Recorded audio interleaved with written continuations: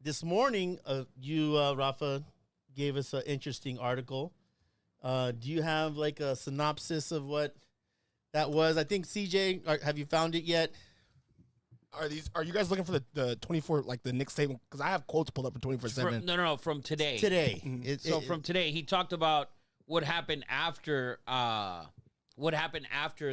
Rose Bowl game, where the player, he said something along the lines of the players were worried about if they were playing and how much money they were going to make. He was very disappointed after the reactions of all the players after the Rose Bowl. They didn't behave well. That was one thing. Like guys were throwing helmets. The guys were throwing helmets. But then after he sat down almost with each player, and he said almost to a person, they all asked for two things: playing time and how much money are you gonna am I gonna get at NIL? And I think that was the straw that broke the camel's back, is what they try to imply in the article. Well, he's been quoted before as Bleacher Report came out with it. Yeah. Okay. The story. So he's been quoted before as saying, I don't have 32 NFL teams calling me every year and ask me how much a guy played his freshman year. He said that a handful of times, and he said it for years now. So Nick Saban, after the Rose Bowl, said, I want to be clear, that wasn't the reason, but some of those events certainly contributed. I was really disappointed in the way that the players acted after the game. Yes. You got to win with class. You got to lose with class. We had opportunities to win the game, and we didn't do it. And then showing your ass and being frustrated and throwing your helmets and doing that stuff, that's not who we are and what we've promoted in our program. Yeah, I don't know if that's literal. He did that was a quote I was looking for, showing their ass and throwing helmets. That all makes perfect sense. And then my sort of jab to Rafa was, well, that explains why he sucked in the NFL, which is an overrated statement. That he sucked in the NFL, or that he why was he left? 15 and 17. Listen, can I ask you something? Yeah, of course. Lou Holtz, bless you. Yeah, Lou Holtz, right? Do you hold that over him, that he left before the season was over when he coached the Jets and they were 3-10? His quarterback was Joe Namath, by the way, one of the most overrated players ever. I don't, because I don't think Lou Holtz, I mean, he was a good coach at Notre Dame. That was years later. I do not hold that against him because, to me, I'm saying the only chink in Nick Saban's armor, and the only thing that you could ever say bad about him, I believe, he was amazing at LSU. He was amazing at, where was he? Michigan State. Michigan State. Yeah. Toledo. The only thing I did... Was it Toledo, or that might have been Urban Meyer? Maybe Ball State or... one of those church one of schools. those, yeah. The only thing I have an issue with, and I do believe he is the GOAT of college football. There's no debate. Zach would like to debate that, but it's a ridiculous argument. Anyways. But the way he left Miami, I wish that he would have stayed. He had no roster. You think that was his biggest failure of his coaching career? I argue it was something way different. Not adapting to NIL. I think that was his the way forward. He adapted to NIL, but it was the kind of the pushback, the Dabo Sweeney aspect of it, where he didn't want to do it, and he really didn't at the core want the players to be paid with NIL. He still made the playoffs, and he still made the playoffs, and they were still relevant throughout the year. Dabo's team was just completely irrelevant. Shit, right. For the last 2 years, basically, they've been garbage. But both coaches, I'm saying, are not coaches who are necessarily fans of NIL. They'd rather see show me a coach that's a fan of NIL. Dion. That's it. Dion and maybe Jimbo Fisher. No, Jimbo was the king. And from what's his name from Ole Miss? Oh, Lane Kiffin. Maybe Lane. But Jim Harbaugh. No, but here's the thing. Rafa tried to excuse Nick Saban. They had a garbage roster. But he was the GM and the head coach, if I'm not mistaken. Garbage roster. He was there for 2 years. A garbage ass roster. Fix it. And I'm just saying, GOAT, but I don't like the way he left. It proved to be the right guys. Guys. So guys who from the NFL, from college to the NFL, back to college. All right. Pete Carroll. Garbage coach his first time around.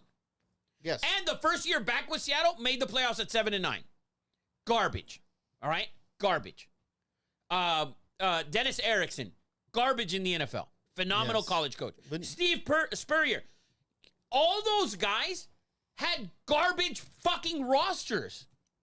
Garbage rosters on up. You know, but he was in charge. He was in charge of the roster. Stay 2 more years. It was 2 years. Eddie, this is Alabama who called. Bear fucking Bryant. Legacy to go out and the Miami effing Dolphins, who hadn't won shit since 1972. To me, that is the ultimate. That is the ultimate. Raising that trophy, the Lombardi Trophy. The Dolphins still haven't done it. They didn't do it with Don Shula for fucking 20 years later. But that is the ultimate goal. Coaches have egos.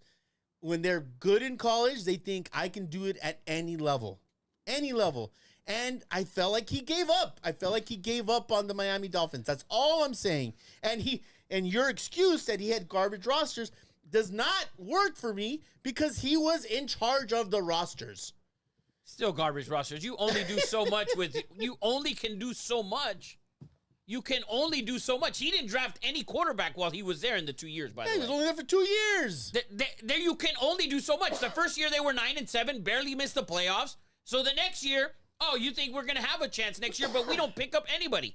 That's not his fault. That Ross is a garbage fucking owner. Wasn't there a Drew Brees story that he could have had Drew Brees? No, that was... You sure? I think that was... Drew Brees, yes, that's he a never story. had Dante Culpepper. So it was not. It was Dante Culpepper, Drew Brees. Dante Culpepper never played for fucking Nick Saban. I think he didn't pass like a shoulder exam. It was the Dante Culpepper year. It was the same fucking year. It was Dante Culpepper or Drew Brees. Look it up. I just remember that right now. So he could have. You're in the wrong year. You sure? 100%. CJ, look that shit up, man. Quote, Nick Saban, quote, look, when the Miami Dolphins were going to sign Drew Brees, Drew was coming to Miami when I was the coach there. He was going to be the quarterback. That's all we needed. We just went 9-7, and we all needed was a quarterback to be a playoff team. We were going to get Drew Brees as a free agent. Dr. James Andrews operated on his shoulder, and I went to Birmingham. What year was that? This is 2021. This is a quote from Nick Saban. What year did Drew Brees sign with the Saints? Find that year. Because the rosters that the quarterbacks that he had, Miami signed Culpepper. He just quoted Nick Saban saying all we needed was Drew Brees. What else do you need to know? Is that his fault? Was it his fault? Was it his fault? Drew Brees signed with the Saints in 2006. Oh, so it was his last year in Miami. Yes. Yeah, so it was. So it was his fault? Dr. James Andrews told him not to do it. Come on, man. No one listens to doctors, man. No one listens to doctors. They were 6-10 that year, by the way. They were garbage. Garbage. But if you look at all coaches that have gone from college to the NFL, the only ones that have ever been any good, they had good quarterbacks. It's true. Tom Coughlin literally left college, went to the NFL, had Mark Brunell and Eli Manning. Who's the Ravens? The Ravens head coach, offensive coordinator. He was with the Vikings. He was the offensive coordinator with the Vikings. Tall white dude. Can't remember his name. He won with Trent Dilfer, man. Yeah, Brian Billick. Right? Yes. Yes. Brian The Billick. best defense ever? Yeah, the best. Second best defense ever. I think it's the best. Bears overrated. Well, I'm just saying. I just gave you an example right Zero. there. But he didn't go from college to the NFL. That's what I'm saying. College to the NFL, look it up. Dennis Erickson, garbage. Pete Carroll had Drew Bledsoe, by the way, in New England, and he got fired in 99. Yeah. Then went back to college. Then came back 7-9 for a season. And he had Matt Hasselbeck, by the way, who wasn't garbage. If we look at the quarterbacks that this man had, we're talking about fucking Gus Frerotte, okay, AJ Feely, Joey Harrington. Heisman Trophy winner. In college, garbage. I'm just saying. He was garbage because he went to freaking Detroit, where quarterbacks go to die. And in Miami. Garbage. Well, that's all I'm saying. It's to me, the GOAT of, college football. It doesn't translate the same. You can lead kids. Sometimes you can't lead men. You know how hard it is to lead men that make more money than you. Because they look at you different and stuff like that, which is why you got to sometimes give it up for NBA coaches. Oh, because they get, imagine you got dudes, you don't make $10 million, and these dudes, the weakest guy on the team's making, $1 million or $2 million, almost as much as you are. Well, let's talk about the quote. CJ brought it up. He thinks I think you have a point there, CJ, that the chink in the armor is that he couldn't handle NIL. And you were acting like he couldn't handle it and he wasn't relevant. I don't know if it's necessarily can't handle it is the right word, but didn't want to accept it is the right word. Dude, he got a ton of shit. When they passed NIL, he talked shit about it, and everyone says he's been doing NIL forever. You can't handle it before NIL because now you can't handle the competition, which is why it pisses me off. But don't say he couldn't handle the competition. The man made the playoffs. That's what people are saying. But he made the playoffs. No, I'm not saying he could. I said let's. I think he started realizing with NIL the same shit that we're seeing in the combine. Guys are not throwing. I'm not doing my medical. I'm not doing this. The attitude that the players have, I think the attitude that they were bringing was a lot different. Now, like when they lose that game and he has Tua up there and he has Will Anderson up there. Right, or I'm sorry, Bryce Young and Will Anderson. That was awesome. And they lost that game and he lets them know hey, these guys and so on and so. He lost, and I believe he lost that with NIL. I don't think you have that passion that those two guys had. I also think teams are allowed. Like, it's very interesting that Alabama seems so far ahead before NIL, and then NIL comes around, and everybody just seems that much closer to Alabama now. Like, it's really interesting. This is Zach's argument. Like, it's really interesting that before NIL, Alabama was clear and cut far and above. It was the class of the college football. Yeah. Now we're seeing NIL. We're seeing coaches from Michigan and Miami be like, hey, we can offer you that same money, Utah, but you're the guy. I mean, it's just interesting. Let's look at the schools you just mentioned, Michigan, Miami. Those are all-time programs. Mm-hmm. So big money. But before NIL, those big-time programs were far. The Hurricanes through the 80s and 90s. Yeah. But before NIL, those blue blood programs were far below and away from Alabama. Alabama was. You just couldn't touch them. Notre Dame went to the national championship for year on year and got their ass beat every single year. Alabama was so far ahead, and it is just interesting. I'm not saying it's interesting that now NIL's here and Nick Saban runs away. We talked about it. It's not that he's running away. I think the attitude and what he said in that quote, basically, these guys are going in there and asking if they want to play, and he mentioned that last year. No coach has ever called me and asked me how much you played as a freshman. The guys don't want to pay their time, and that's why he didn't like it. That's the thing. He went out there and he beat Georgia this year when we thought Georgia was the best team besides Michigan all year, and he went out and beat them. He tapped that ass in the fucking championship game. So, and he was one play away in that Michigan game from being a national champion. He's literally one play away. You're talking about above and beyond. Bro, above and beyond nobody's. Bro, he's. What are you talking about? He's not above and beyond. Before NIL, he was above and beyond. He was one play away from playing Washington in the title game, and he would have tapped that ass. And in the 10 years prior to that, he was wiping the floor with everybody by 20. We would have walked into that game. Except for Georgia.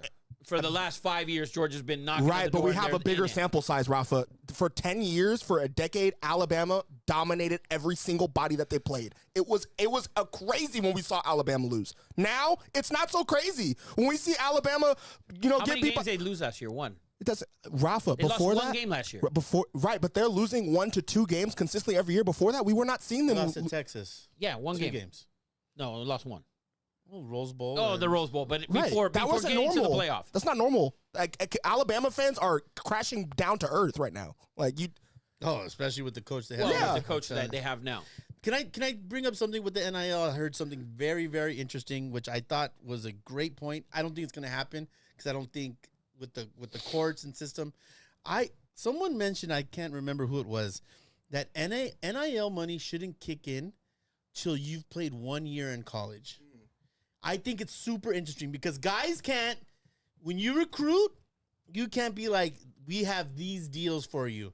I think you should go into college, clean slate, and wait till you play 1 year in college and see what you're worth. Because now it's a money game. It's making, recruiting's always been a dirty game. Most of the guys that are getting the big NIL, the majority of the NIL money, and you can take Arch and Manning, pull him out, and this guy. The rest of the guys that are getting the money are the guys that are coming from Toledo and Missouri and this school and that school. Yes. They've already played. Those are the guys getting the chunk of the money.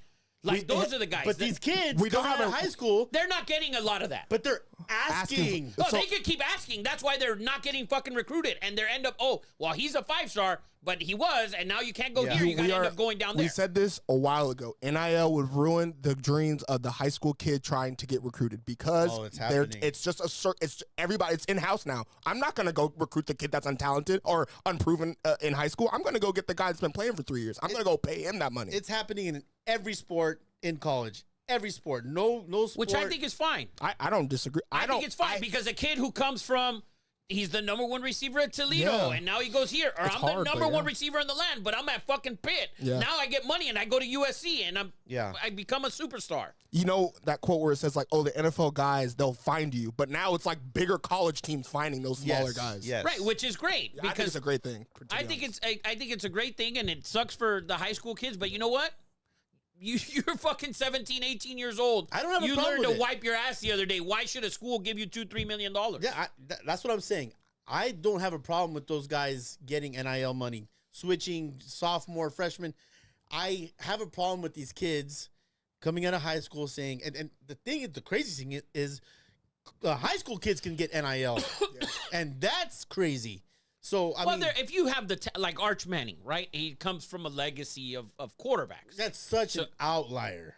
Right. Okay. That's one of the only guys that, and Travis Hunter, he's a fucking all-world athlete, right?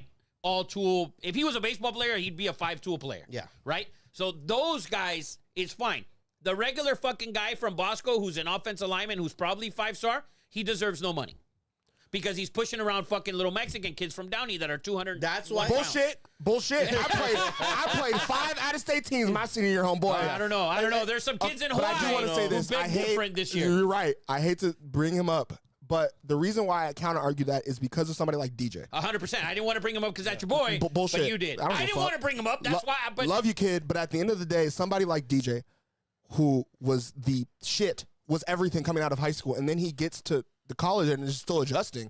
You're gonna pay him $2-3 million? Still adjusting. Like, come on now. You can't pay some like that. That would be the shit that I would put on the screen. Like, this is why I'm not doing it. Like, that's your example. My case example right there. Which going forward we're gonna see way more. There's not gonna be that high school stud unless it's Arch Manning because of the legacy or someone that's just, above and beyond 6'4". He's fucking flying all over the field. He can run past all that. So, but I think we've covered that subject pretty good. I thought it was interesting. Nick Saban is still the GOAT. I didn't say he wasn't. I didn't say he wasn't. I just said the chink in the armor, and that pissed you off. It did. Because I know it did. Because when the man is that great, it's like, why you got to throw his he had a failure 2 years. Like, why? We can still criticize. Like, we can still, like, you can't. Man. You have That was flaws. 20 years ago. Come on. Fucking 17 years ago. It's over with. Well, nobody talks about Pete Carroll fucking getting fired by the Jets because he went fucking 6-10. Hello. Nobody gives a fuck. Good night.